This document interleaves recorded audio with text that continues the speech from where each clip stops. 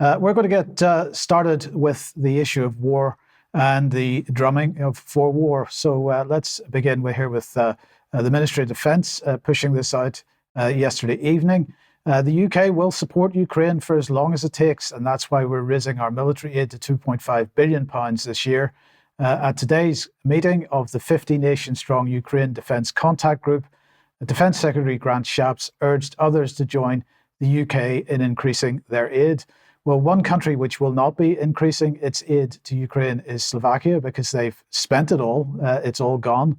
We'll be coming on to that in a little bit more detail in a second. But in the meantime, of course, all the news headlines this morning in the mainstream press around the word conscription. And this event is taking place at the moment, actually, an International Armoured Vehicles Conference run by Defence IQ.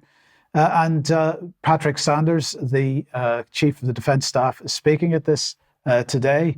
Now, this was covered in the Daily Telegraph, and he was basically quoted as saying that the government will need to mobilise the nation in the event of war with Russia. Now, of course, the last time the government mobilised the nation was around COVID. So are we going to see the same type of mobilisation? Perhaps we will. Let's have a look at what the Telegraph said, though.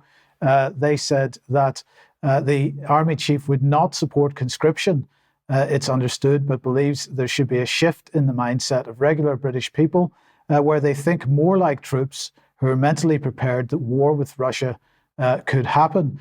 So, Charles, everybody on social media is talking about conscription, but the Telegraph saying that he's not talking about conscription, but we do need to change our minds about things.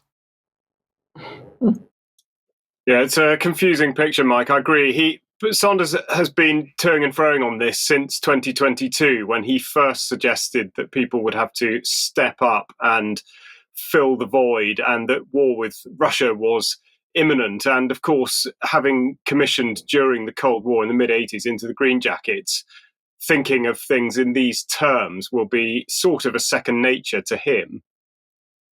Yes, indeed. Well, look, let's have a look and see what Tobias Ellwood had to say about this morning. He was speaking to Sky News. Have a look at this. Life has gone well. It's now going to get more difficult as authoritarian states exploit our timidity, our perhaps reluctance to really put fires out. And the best example of that is a democracy on the corner of Eastern Europe that in its third year is now in conflict, and we've not resolved that. So Patrick Sanders is saying, prepare for what's coming over the horizon. There is a 1939 feel to the world right now. These authoritarian states are rearming. There's a risk averseness about the West in wanting to deal with that. And institutions, global institutions such as the United Nations, aren't able to hold these errant nations to account. In fact, the UN, I'd go further, is reaching its League of Nations moment unless it's reformed. So we're getting the full gamut here. We need to rearm. That's basically what he went on to say. We've got to reform the United Nations. This is a drum that the UK government's been banging for many, many years now. But of course, we've got to remember that while we're busy mobilising for war, that Tobias Ellwood is still a reservist, for 77 Brigade, and therefore a propagandist. But anyway, of course, what we're seeing here is a narrative in this country that we've seen in many other countries. We were talking about this on last Friday's news programme. And we mentioned the fact that in Sweden there was quite a reaction to this comment from Carl Oskar Bolin, the Swedish Minister of Civil Defence, saying that it's time for the country to prepare for war. This is the message that's absolutely being pursued in the UK as well. And so the question is, why? Well, let's just remember that in 2018, Theresa May headed off to the G7 meeting in June that year and launched what she described as the rapid response mechanism. And this is the idea of a common narrative across all the G7 countries, and that there's no dissension from that common narrative. We're seeing that common narrative very much at the moment.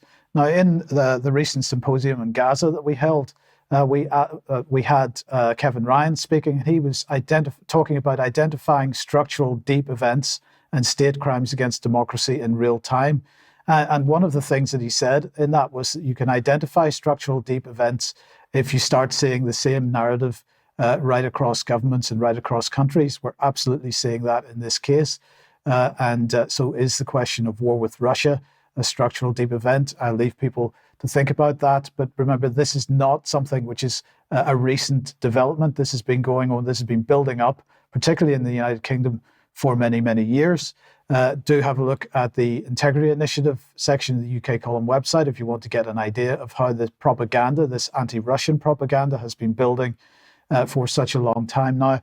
But not just Integrity Initiative, the Skripal affair being another example of it.